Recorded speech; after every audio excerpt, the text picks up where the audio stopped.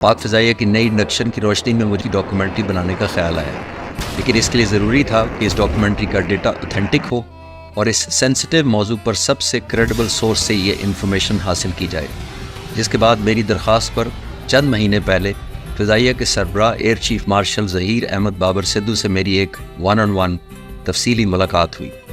یہ ملاقات اس back drop میں بھی ممکن ہوئی کہ پاک فضائیہ کے موجودہ سربراہ کو میں ذاتی طور پر تقریباً 32 سال سے جانتا ہوں، اور یہ تعلق 1992 میں قائم ہوا جب سرگودا میں کامبیٹ کمانڈر کورس مکمل کرنے کے بعد میری پوسٹنگ بطور اسکواڈ لیڈر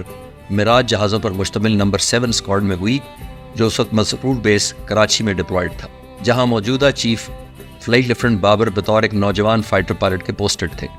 اس اسکواڈ میں پوسٹنگ کے دوران ہم نے دن اور رات بہت سے آپریشنل مشن اکٹھے اڑے۔ میں نے انہیں ایک اچھا پروفیشنل پائلٹ، رسپیکٹفل،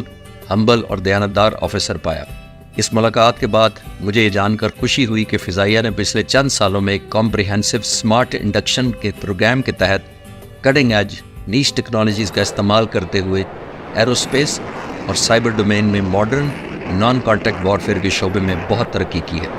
خاص طور پر ملکی سطح میں تیار کیے جانے والے سسٹمز اور ویپنز کے ڈومین میں حاصل کی جانے والی پاک فضائیہ کی کامیابیاں قابل تعریف ہیں۔ آنے والے وقت میں ہونے والی جنگیں ریئل ٹائم انٹیلیجنس اور آن سپاٹ ریئل ٹارگیٹنگ کے بارے میں انفارمیشن پر بہت زیادہ ڈیپینڈنٹ ہوگی، اور یہ سب کچھ ممکن نہیں تھا سائبر وارفیئر کی باقاعدہ سیٹ اپ کے بغیر۔ پاک فضائیہ کے سربراہ نے مجھے بتایا کہ حکومت پاکستان اور پارلیمنٹ کے اپروول کے بعد ملکی لیول پر ریکارڈ ٹائم میں نیشنل سائبر کمانڈ سینٹر قائم کر دیا گیا ہے، اور جب اپنی تحقیق کے سلسلے میں نے اس سینٹر کا دورہ کیا تو مجھے یہ جان کر خوشی ہوئی کہ آپریٹرز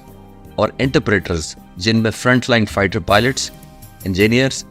ایئر ڈیفنس کنٹرولرز اور ویپن آفیسرز ایک ہی چھت کے نیچے state of the art set up اور فیسلٹیز کا استعمال کرتے ہوئے دشمن کی نقل و حرکت پر گہری نظر رکھے ہوئے ہیں۔ پاک فضائیہ کے سربراہ سے اس ملاقات اور نئی انڈکشنز اور آرگنائزیشن کے وزٹ کے بعد ملک کی فضائی سرحدوں کے بارے میں میرے اعتماد میں بھرپور اضافہ ہوا۔